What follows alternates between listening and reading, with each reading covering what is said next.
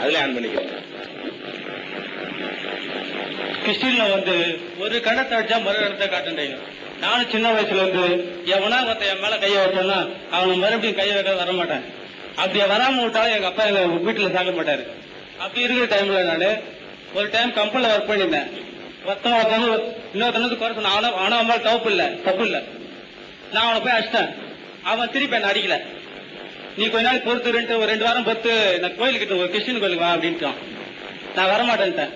அவன் அன்பா கூட்டி என்னை அழைச்சிட்டு போயிட்டான். அப்படியே கொஞ்ச நாள் பொறுத்து அவன் மேல தப்பு இல்லைன்னு எனக்கு தெரிஞ்சு போச்சு. அவன் மேல தப்பு இல்லைன்னு தெரிஞ்சோம். நான் அடிச்சோம், அவன் அடிக்கல பாரு. அவனும் தான் பெரியவன் என்னோட. அப்படின்னா இதை விட அது சிறந்ததுன்னு எனக்கு ரொம்ப தோணுது. அதை பத்தி நீங்க என்ன சொல்றீங்க? அதாவது ஒருவன் நமக்கு துன்புறுத்திட்டான், நம்ம மன்னிச்சுட்டு சகிச்சுட்டு போறோமே, அது பெரியவன் தான், அது சந்தேகமே கிடையாது. அதுல 2வது கருத்துக்கு இட முடியாது. ஆனா ஒரு நாட்டில் குற்றங்களை குறைப்பதற்கு, ஒரு நாடு அமைதியாக திகழ்வதற்கு இந்த மாதிரியான ஒரு சித்தாந்தத்தை கடைபிடிக்க ஆரம்பித்தால் என்னவாகும்? அதுதான் இங்க பிரச்சனை. அப்படி பண்ணுனா அவன் சிறந்தவனா இருப்பான், அவன் சிறந்தவனா இருக்கணும் என்றுமே தவிர நான் என்னவா நடந்துகிட்டு இருப்பேன், நான் வேற மாதிரி நடந்துகிட்டு இருப்பேன். அப்ப தவறுகள் செய்யும் பொழுது அதை தண்டனை கொடுத்தால் தான் அது ஒழுங்குக்கு வரும் என்பதுதான் இஸ்லாத்தினுடைய நிலைப்பாடுங்க.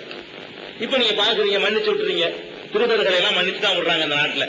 அது சோத்த போட்டு ஓடுதான் அனுப்பி விட்டுறாங்க.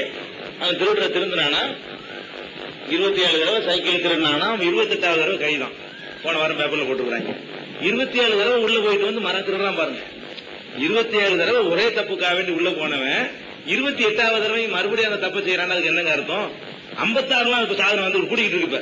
56 முறை திருடியவர் 57வது தடவை கைது. இதுல என்ன ஏற்படுது நாட்டில் நீங்க பார்க்கணும். ஒரு மனிதன் அதை பொறுத்து கொண்டு போன மனிதன் உயர்ந்தவன் என்பதை இஸ்லாமே ஒத்துக்கிறத. இஸ்லாமே என்ன சொல்லுதுன்னா, உங்களுக்கு ஒருத்தன் துன்புறுத்தினான்னு சொன்னா மன்னிக்க முடிந்தால் நீங்கள் மன்னித்துக் கொள்ளுங்கள், அது சிறந்தது. அடிக்கலாம் ஆகணும்னு சொன்னா உங்களுக்கு அந்த உரிமை இருக்குது. அதான் பிரச்சனை. மன்னிக்கிறவன் நல்லவன் தான். என்ன ஒருத்தர் திட்டாரா, நான் அல்லாஹ்வுக்கு மன்னித்துக் கொண்டேன்னு போய்கிட்டு இருந்தால் நான் அது சிறந்தவன், அதுல சந்தேகமே கிடையாது. நான் அதை விரும்பல, அப்ப என்ன நிலைமை? திருப்பி அடிக்கணும்ல, திருப்பி அடிக்க அனுமதி கொடுக்கணும்ல. கிறிஸ்தவத்தில் கிடையாது. பைபிள் அந்த அனுமதியை கொடுக்காது. அடிச்சா திருப்பி தான் நீ வாங்கிட்டு கிடக்கணும்னு சொல்லி எல்லாருக்கும் அதை திணிக்கிறதுக்கு அதுதான் தப்பு. இஸ்லாம் கூட மறுக்கவே இல்லை. அது ஒருத்தனுடைய பெருந்தன்மை, அவனா பார்த்து தீர்மானிக்கிற வேண்டிய விஷயம். திருப்பி அடிக்கணும்னு நினைக்கிறவங்க திருப்பி அடிக்கிற உரிமை இருக்கணும். ஏன்னா நான் பாதிச்சதை நான் தானே தீர்மானிக்கணும். என் கண்ணை தோண்டி இருக்கிறான், என் கண்ணை தோன்றதுக்காக வேண்டி நீங்க எனக்கு போதனை பண்றீங்க, விட்டுருங்கிறீங்க.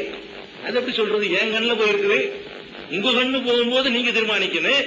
என் கண்ணு போயிருக்கு, நான் தானே தீர்மானிக்கணும். இஸ்லாம் என்ன சொல்லுன்னா, தீர்மானிக்கிற உரிமை சம்பந்தப்பட்டவன்ட்ட கொடுக்குது. நீ விரும்புறியா மன்னிக்கிறதா மன்னிச்சிரு, எடுக்க நினைக்கிற எடுத்துரு. அது அவனே எடுக்கக்கூடாது. இஸ்லாத்துல கவர்மெண்ட் தான் எடுக்கணும். இஸ்லாத்துல கூட கண்ணுக்கு கண்ணு பல்லுக்கு பல்லுங்கிறது இருக்கு. என் பல்ல உடைச்சு நான் போய் உடைச்சிட்டு வந்துடுறதா? இஸ்லாமிய ஆட்சி அங்க இருக்குமானால் என் பல்ல உடைச்சதாக நான் வழக்கு கொண்டு போனால் அதே பல்ல உடைக்க சொல்லி அரசாங்கம் உத்தரவு போட்டு உடைக்கும். அப்படித்தான் இருக்கும். பல்லுக்கு பல்லுங்கிறது அவன் ஆயுதம் தூக்குறது அர்த்தம் கிடையாது. கண்ணுக்கு கண்ணு தான். என் கண்ணை ஒருத்தன் தோண்டி விட்டான், நான் நீதிமன்றத்தில் வழக்கு போடுறேன். நம்ம நாட்டு நீதிமன்றத்தில் என்ன தீர்ப்பு சொல்லுவான்? அதுக்கு 7 வருஷம் அவனுக்கு சிறை தண்டனை. அவர் 7 வருஷம் இருந்தவனே சரியா வந்துருமா? என் மனசு ஆறி போயிருமா? 7 வருஷம் சோறு திங்கிறான், என் காசுல அவன் சோறு திங்கிறான், அவ்வளவுதான். நம்ம வரிப்பணத்துல எல்லாருடைய காசு தானே, ஜெயில இருக்கிறது என் காசு உங்க காசு தானே. அப்ப என் கண்ணை தோண்டினவனுக்கு என் காசுல சோறு, என் காசுல வாரத்துக்கு ஒரு சினிமா, என் காசுல பத்திரிகைகள், என் காசுல சகல வசதிகள், வெளியே வந்துடுறான். உழைக்காம திங்கிறதுக்கான வாய்ப்பு. அதுல வேலை செஞ்சு சம்பளம் வேற, ஜெயிலுக்குள்ளேயே வேலை செய்யறதுக்கு வாய்ப்பு இருக்குதுங்க. அதுல சம்பளத்தோட ஒரு அமௌண்டோட வெளியே வரலாம். எனக்கு வயிற்ற எரியுமா? என்ன கண்ணையும் தோண்டிவிட்டு என் காசுல 7 வருஷம் அப்படி வருமா இல்லையா? அப்ப என் கண்ணை தோண்டதுக்கு என்ன தண்டனை கொடுக்கணும் அரசாங்கம்? உன் வலது கண்ணை தோண்டி இருக்கிறானா, அவன் வலது கண்ணை எடுங்கள் ஆணை பிறப்பித்தால் கண்ணை தோண்ட நினைக்கிறவனுக்கு பயம் வரும். கண்ணை தோண்டுனா, இந்த கண்ணை இப்ப தோண்டுனா நம்ம கண்ணு அடுத்த வாரம் போயிடும், இந்த பயம் வரும். தோண்ட மாட்டான். எல்லாரும் கண்ணுக்கும் பாதுகாப்பு. பல்ல உடைச்சோம்னு சொன்னா நம்ம போல் அதே பல்லு நாளைக்கு உடைக்கப்படும். நம்ம விரல வெட்டணும்னு சொன்னா அதே விரல் நாளைக்கு நமக்கு இருக்காது. இந்த ஒரு அச்சத்தை உண்டாக்குனா தான் அங்க சட்டம் ஒழுங்கை நிலைநாட்ட முடியும் அப்படிங்கிறதுக்காக சொல்லுவதை தவிர விரும்பி நானா நினைச்சா அது ஓகே. இப்ப நீங்க என்ன சொல்லணும்னா, ஒரு கண்ணத்தை காட்டினா இன்னொரு கண்ணத்தை காட்டி என்று நீங்க திணிக்கிறது இருக்க, அது அவனுடைய உணர்வுகளுக்கு நீங்க மதிப்பு கொடுக்காமலே பேசுறீங்க.